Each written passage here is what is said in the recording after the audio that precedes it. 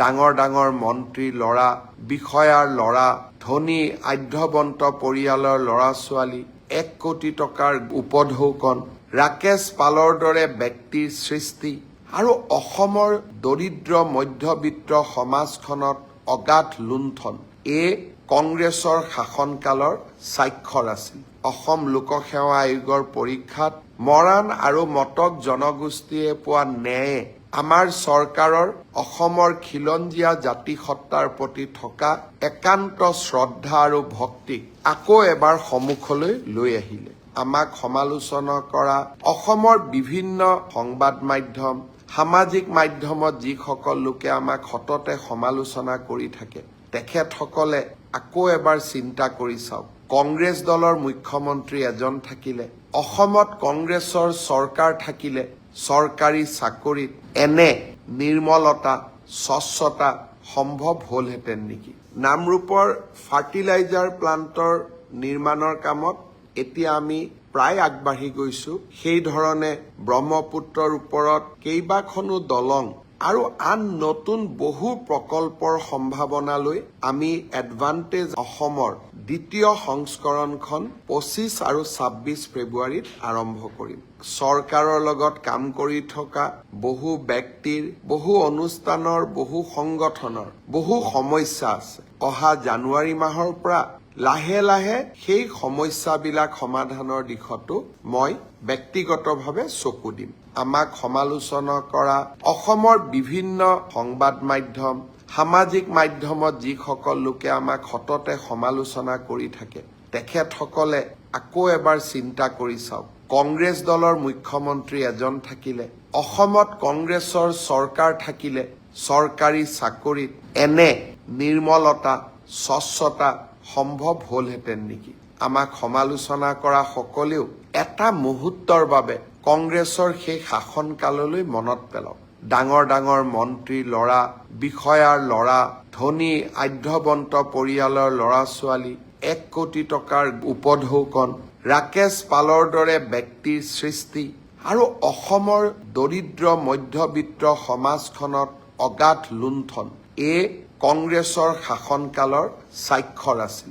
আজি আমাৰ শাসনকালত আমি সেই ব্যৱস্থাক প্ৰত্যাহ্বান জনালো, সেই ব্যৱস্থাক আমি সফলতাৰে পৰিৱৰ্তন কৰিলো আৰু আজি সমগ্ৰ দেশেই স্বীকাৰ কৰিবলৈ বাধ্য হৈছে যে আজি অসমৰ চৰকাৰে, অসমৰ ৰাইজে টকা পইচা নিদিয়াকৈ চাকৰি পোৱাৰ ব্যৱস্থা এটাক আদৰণি জনাইছে আৰু তাক আমি আনুষ্ঠানিক ৰূপ দিছো।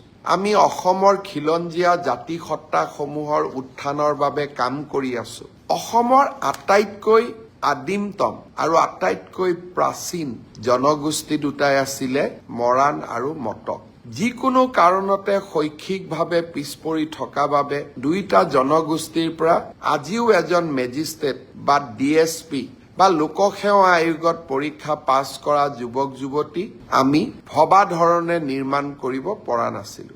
মই এবাৰ প্ৰতিশ্ৰুতি দিছিলো যে মৰাণ জনগোষ্ঠীৰ বাবে এটা মেজিষ্ট্ৰেটৰ পোষ্ট আৰু তেওঁলোকৰ বাবে এটা DSPৰ পোষ্ট আমি সংৰক্ষণ কৰিম আৰু তেনেধৰণে মটক জনগোষ্ঠীৰ বাবেও এটা DSP পোষ্ট আৰু এটা মেজিষ্ট্ৰেটৰ পোষ্ট আমি সংৰক্ষণ কৰিম।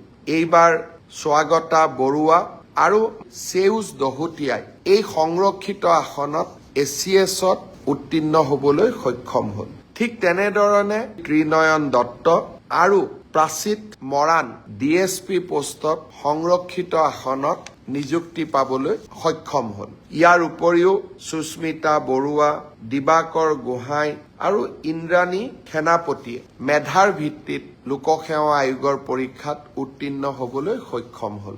এই অসম লোকসেৱা আয়োগৰ পৰীক্ষাত মৰাণ আৰু মটক জনগোষ্ঠীয়ে পোৱা ন্যায়ে আমাৰ চৰকাৰৰ অসমৰ খিলঞ্জীয়া জাতিসত্তাৰ প্ৰতি থকা একান্ত শ্ৰদ্ধা আৰু ভক্তিক আকৌ এবাৰ সন্মুখলৈ লৈ আহিলে।